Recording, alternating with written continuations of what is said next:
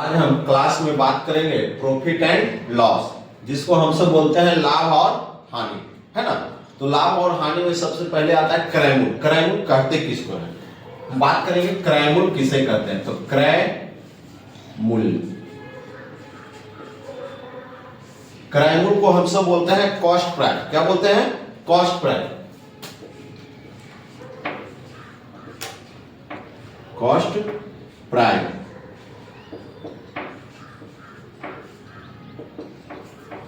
क्रय मूल्य कहते किसको है? तो जिस मूल्य पर कोई वस्तु खरीदा जाता है उसे हम उस वस्तु का क्रय मूल्य कहते हैं। कहेंगे जिस मूल्य पर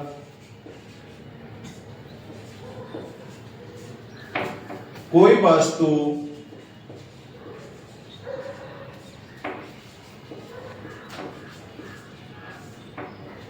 खरीदा जाता है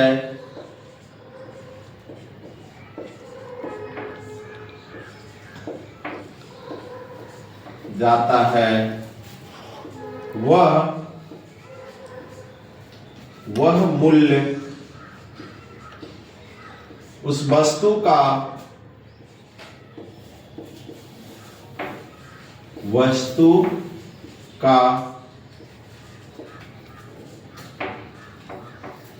क्रय मूल्य कहलाता है।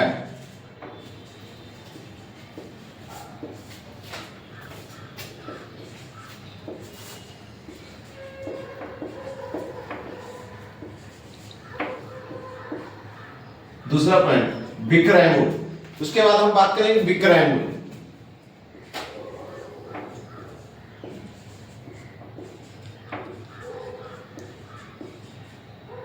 क्या है जी? विक्रय मूल्य। विक्रय मूल्य को बोलते हैं सेलिंग प्राइस। क्या बोलते हैं? Selling price.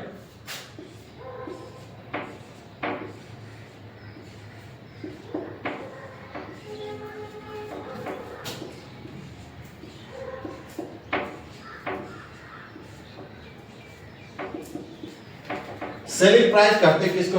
देखिएगा, समझेंगे। जिस मूल्य पर, जैसे हम बोले थे क्रय मूल्य में कि जिस मूल्य पर कोई वस्तु खरीदा जाता है उसे क्रय मूल्य कहते हैं, तो उसी तरह से जिस मूल्य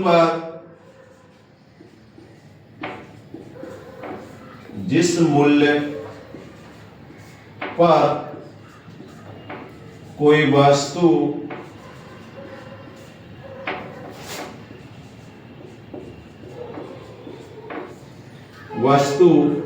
बेचा जाता है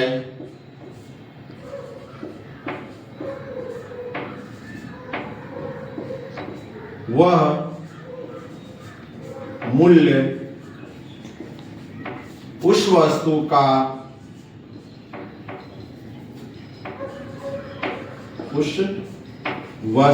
का विक्रय मूल्य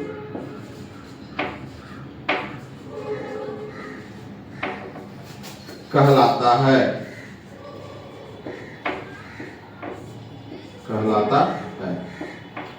अब देखिए, जब क्रय मूल्य और विक्रय मूल्य होती है उसके बाद या तो लाभ होगा या तो हानि। तो हम बात करते हैं लाभ की। लाभ कब होता है? तीसरा पॉइंट। सबसे पहले बात करेंगे लाभ का। तो लाभ होता कब है? जब खरीदेंगे कम में और बेचेंगे ज्यादा में, तो क्या होगा? लाभ होगा। कहने का अर्थ है खरीदेंगे कम में और बेचेंगे ज्यादा में, तो क्या होगा? लाभ होगा। मतलब क्रय मूल्य खरीदेंगे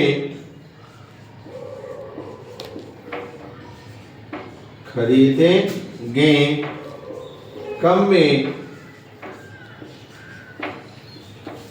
और बेचेंगे ज्यादा में, तो लाभ होगा।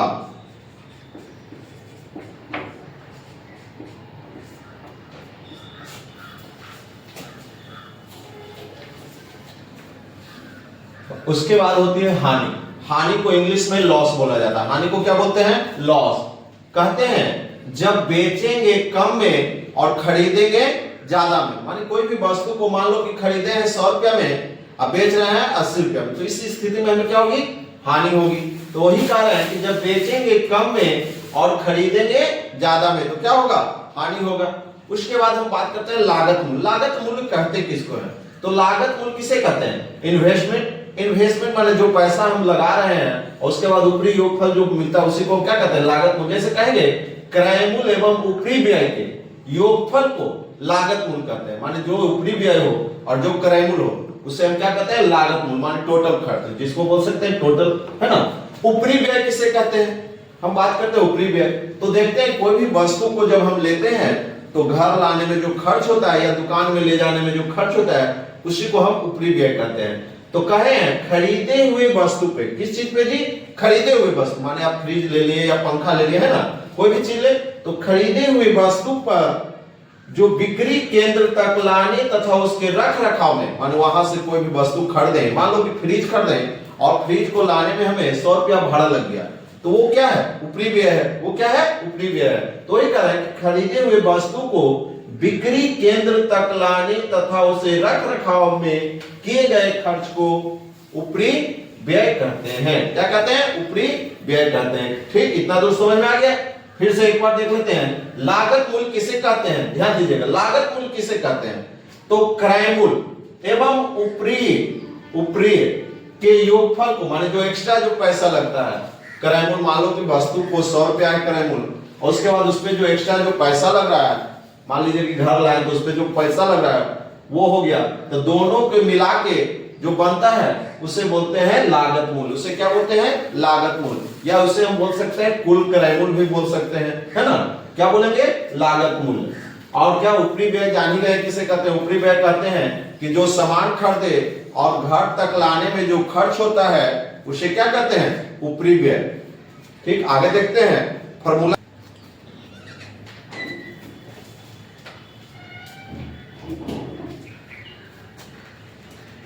सूत्र की बात करते हैं, हमारा फॉर्मूला है। सबसे पहले हम बात करेंगे लाभ। लाभ कब होगा, जब कोई भी वस्तु को बेचेंगे ज्यादा में और खरीदेंगे कम में, तो क्या होगा, लाभ होगा। तो क्या लिखते हैं, लाभ बराबर विक्रय मूल्य घटाओ क्रय मूल्य। क्या होता है जी, लाभ बराबर विक्रय मूल्य घटाओ क्रय मूल्य। फिर विक्रय मूल्य माने लाभ की स्थिति में ही तीन चीज निकलता है। लाभ की स्थिति में तीन चीज निकलता है, एक तो लाभ हो गया, फिर विक्रय मूल्य होगा, उसके बाद क्रय मूल्य होगा। तो विक्रय मूल्य बात करते हैं, तो विक्रय मूल्य बराबर क्या हो जाएगा, क्रय मूल्य जोड़ लाभ। लाभ की स्थिति में विक्रय मूल्य बराबर क्या होगा, क्रय मूल्य जोड़ लाभ। फिर लाभ की स्थिति में क्रय मूल्य बराबर फॉर्मूला क्या हो जाएगा जी, तो विक्रय मूल्य माइनस लाभ। कहने का मतलब है क्रय मूल्य बराबर, तो क्रय मूल्य क्या होगा उसका, तो मानते हैं सपोज दैट, देखेंगे एग्जांपल, अगर किसी वस्तु का क्रय मूल्य 100 रुपया और बेचे हैं विक्रय मूल्य 120 रुपया, कितना बेचे, 120, तो क्या होगा, लाभ होगा। क्या होगा, लाभ। तो 120 घटाओ 100 करेंगे, कितना लाभ हो गया, 20 रुपया का लाभ हो गया, है ना। तो ये लगेगा। अब कह रहा विक्रय मूल्य निकालना है, माने ये आपको निकालना है, तो क्या करेंगे, तो इसमें क्रय मूल्य में और क्या करेंगे, ये लाभ जोड़ देंगे, तो क्या निकलेगा, अगर मान लेते हैं कि विक्रय मूल्य निकालना हो, क्या करना है, विक्रय मूल्य निकालना हो, तो लिखेंगे 100 कितना है, विक्रय मूल्य निकालना है, तो क्रय मूल्य कितना था 100 और लाभ के रुपया तो 20 रुपया हुआ, तो कितना हो गया, निकल गया कि ना विक्रय मूल्य, कितना निकल गया, 120। तो उसी तरह से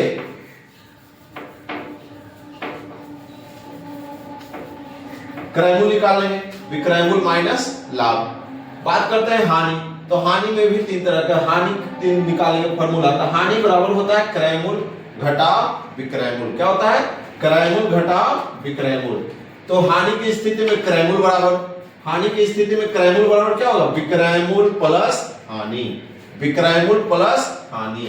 वैसी तरह से विक्रय मूल्य बराबर क्या होगा, हानि की स्थिति में क्रय मूल्य माइनस हानि। क्या होगा, क्रय मूल्य माइनस हानि। अब बात करते हैं जब लाभ होगा तो निश्चित है कि जब भी निकलेगा तो प्रतिशत लाभ ही निकलेगा। मान लो कि कोई भी वस्तु का भी बोले कि मान लीजिए कि क्रय मूल्य है 100 रुपया और विक्रय मूल्य 120 रुपया, तो कितना लाभ होगा, 20 रुपया लाभ होगा। तो उस स्थिति में जब भी निकलेगा तो प्रतिशत लाभ ही निकलेगा। क्या निकलेगा, प्रतिशत लाभ। तो प्रतिशत लाभ बराबर क्या होता है, लाभ बटा क्रय मूल्य गुने 100। उसी तरह से प्रतिशत हानि बराबर क्या होगा, हानि बटा क्रय मूल्य गुने 100, क्योंकि लाभ हो या क्रय मूल्य दोनों की स्थिति में नीचे क्या रहेगा, क्रय मूल्य ही रहेगा। अब आगे बात करते हैं, अगर मान लो कि प्रतिशत लाभ या हानि दिया हुआ हो, माने कुछ भी प्रतिशत लाभ या हानि दिया हुआ हो और क्रय मूल्य निकालने कह दे, तो निकालेंगे क्रय मूल्य बराबर विक्रय मूल्य इनटू 100 बटा 100 जोड़ लाभ प्रतिशत। क्या लिखेंगे, क्रय मूल्य बराबर विक्रय मूल्य इनटू 100 बटा 100 जोड़ लाभ प्रतिशत। माने कहने का अर्थ है अगर तुमको क्रय मूल्य निकालना हो और प्रतिशत लाभ या हानि दिया हुआ हो तो उसका काम कहां करेंगे, नीचे करेंगे। कहां करेंगे, नीचे करेंगे। अगर लाभ कहेगा तो जोड़ देंगे, हानि कहेगा तो घटा देंगे। उसी तरह से क्रय मूल्य अगर हानि हो तो ये निकल जाएगा। फिर हम बात करते हैं विक्रय मूल्य, लाभ होता तो अगर विक्रय मूल्य निकालना हो, क्या निकालना हो, विक्रय मूल्य। अब क्या कर रहे हैं, लाभ या हानि दिया हुआ हो तो कहां करेंगे, ऊपर जोड़े या घटाएंगे। कहां जोड़े या घटाएंगे, ऊपर में। तो देखिए लिखेंगे विक्रय मूल्य बराबर क्रय मूल्य गुणे 100 जोड़ लाभ प्रतिशत। अगर लाभ प्रतिशत दिया होगा तो जोड़ कर देंगे, अगर हानि दिया हो रहा है तो माइनस कर देंगे। तो लाभ दिया हुआ है तो जोड़ कर देंगे लाभ प्रतिशत बटा 100। अगर विक्रय मूल्य हानि दिया हुआ रहे तो विक्रय मूल्य निकालेंगे, तो लिखेंगे विक्रय मूल्य बराबर क्रय मूल्य इनटू 100 माइनस हानि प्रतिशत बटा 100। ठीक, आगे हम देखते हैं पहला नंबर क्वेश्चन देखेंगे। क्रय मूल्य दिया हुआ होगा, मान लीजिए कि क्रय मूल्य दिया हुआ है, क्रय मूल्य दिया हुआ है 100 रुपया, है ना, और विक्रय मूल्य दिया हुआ है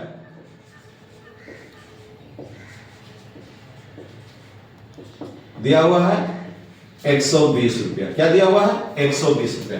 तो अभी हम बताए थे कि देखेंगे खरीदे कितना में है, 100 में, अब बेच कितना में रहा है, 120। विक्रय मूल्य का मतलब होता है बेचना, अब क्रय मूल्य का मतलब होता है खरीदना। क्रय मूल्य का मतलब हो गया कॉस्ट प्राइस, क्रय मूल्य को क्या बोलते हैं, कॉस्ट प्राइस। अब विक्रय मूल्य को बोलते हैं सेलिंग। सेलिंग मतलब क्या होता है, बेच देना, है ना। तो 120 रुपया में बेच रहे हैं, खरीदे हैं कितना में, 100 में। तो क्या हो रहा है, देखने से क्या पता चल रहा है, लाभ निकलेगा। क्या निकलेगा, लाभ। तो लिखेंगे लाभ बराबर विक्रय मूल्य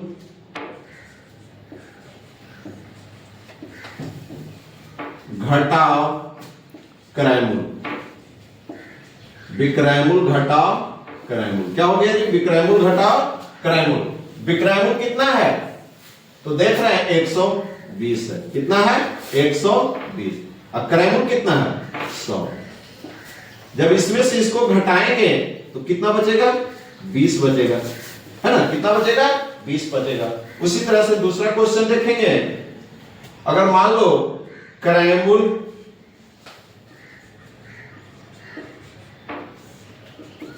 125 रुपया, विक्रय मूल्य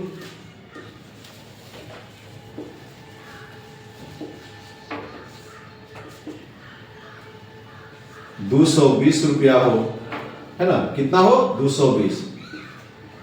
ये रुपया लिख देंगे, क्या लिखा जाएगा, रुपया। चलिए तो बात करते हैं, देखते हैं खरीदे थे कितना में, 125 में, और बेच कितना में रहा है, 220 में। तो क्या होगा, लाभ होगा। तो लिखेंगे लाभ बराबर विक्रय मूल्य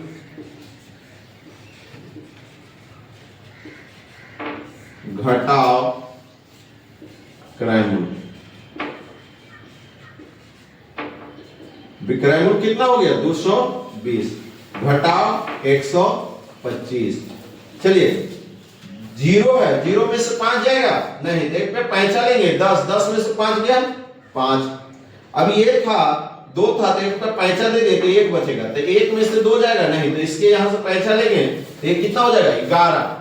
11 में से 2 गया, कितना बचेगा, 11। 11 में से 2 गया, कितना बच जाएगा जी, 9। कितना बचेगा, 9। ये क्या था, एक पे इसको दे दिया तो ये क्या हो गया, 1 में से 1 गया तो 0। तो कितना आ गया आंसर, 95 रुपया। कितना आ गया, 95 रुपया। अगला क्वेश्चन देखेंगे इसी तरह से, तीसरा नंबर। क्रय मूल्य दिया हुआ हो क्रय मूल्य 80 रुपया। कितना है? 80 रुपया है। लाभ दे दे, अब यहां क्या दे दे? लाभ दे दे 30 रुपया। लाभ दे दे कितना रुपया? 30 रुपया। तो अभी हम थोड़ा देर पहले सबसे पहले बोले थे कि लाभ की स्थिति अगर दिया हुआ, लाभ दिया हुआ हो और क्रय मूल्य दिया हुआ हो तो क्या निकलना होगा? विक्रय मूल्य। माने कह सकते हैं कि विक्रय मूल्य यहां हमको निकालना है। विक्रय मूल्य बराबर व्हाट, बोल सकते हैं विक्रय मूल्य बराबर व्हाट, माने विक्रय मूल्य का मान निकालना होगा। तो लिखेंगे, अभी बताए थे विक्रय मूल्य बराबर लाभ की स्थिति में, ये सोचिए ना, बेचने का है, कह रहा है कि हम कितना में बेचें कि हमको 30 रुपया लाभ होगा, यही पता करने कर रहा है। विक्रय मूल्य, विक्रय मूल्य माने बेचना, तो इससे हमको ये नहीं समझ में आएगा कि 80 में खरीदे थे अब 30 रुपया लाभ हो रहा है, इसका मतलब 100 कितना हो जाएगा? 120 कितना हो जाएगा? 110 कितना हो जाएगा? 8 3 कितना होता है जी? 110। तो करेंगे क्रय मूल्य कितना लिखेंगे? क्रय मूल्य फॉर्मूला लिखेंगे, क्रय मूल्य जोड़ लाभ। क्या लिखेंगे फॉर्मूला? क्रय मूल्य जोड़ लाभ। क्रय मूल्य जोड़ लाभ। क्रय मूल्य कितना? 80 रुपया। लाभ के रुपया? 30 रुपया। कितना हो जाएगा? 80 और 30 जोड़ो, 0 की 0, 8 2 10 1 11, 110 रुपया। माने विक्रय मूल्य कितना हो गया? 110 रुपया। आज के लिए इतना ही, क्लास काफी है, कल